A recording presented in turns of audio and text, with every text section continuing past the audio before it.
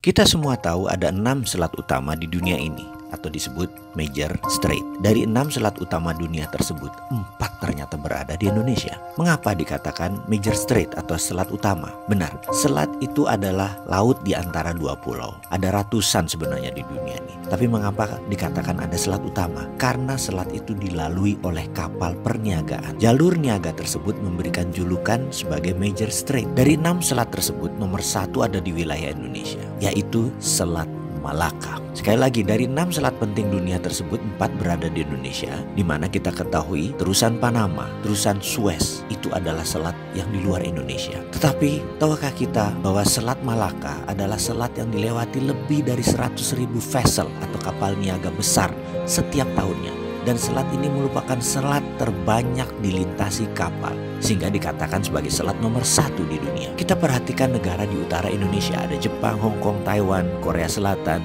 Cina, di mana semuanya adalah negara produsen besar di dunia. 20% vessel mereka ke Amerika Utara, 80% kapal niaga mereka menuju arah Asia Timur, Asia Tenggara, Afrika, dan Eropa.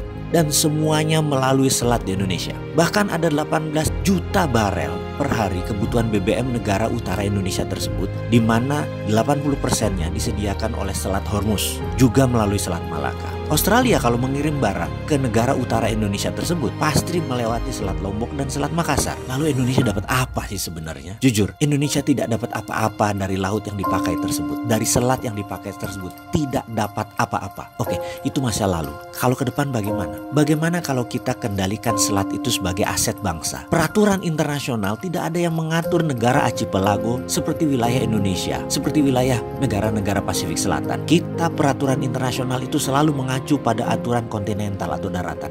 Kita harus ubah wilayah laut selat Indonesia sebagai wilayah Indonesia, dan Indonesia memutuskan misalnya menutup laut tersebut. Apa yang terjadi? Dunia bisa geger. Australia lewat Papua Nugini kalau mau kirim barang ke utara. 4 negara utara Indonesia, Cina, Jepang, Korea, Taiwan, muter lewat Papua Nugini. Tidak usah pakai Selat Malaka, nggak bisa masuk lewat Natuna. Atau kalau mau ya melipir lewat sisi Thailand dan melipir lewat sisi Malaysia di Selat Malakanya. Pokoknya kalau mau melewati wilayah Indonesia, bayar asuransi senilai 1% dari nilai barang. Kita tahu barang yang lewat tersebut ada lebih dari 2 triliun dolar atau 2000 billion. Jadi kalau itu kita asuransikan atau kita pajakin versi kita dengan nama asuransi, kita mendapatkan lebih dari 250 triliun per tahun. Dan ini untuk devisa negara. Akankah negara adik kuasa seperti Cina dan Amerika marah besar? Pasti. Beranikah kita melawan dan mempertahankan hak kita? Harus berani. Itu namanya revolusi.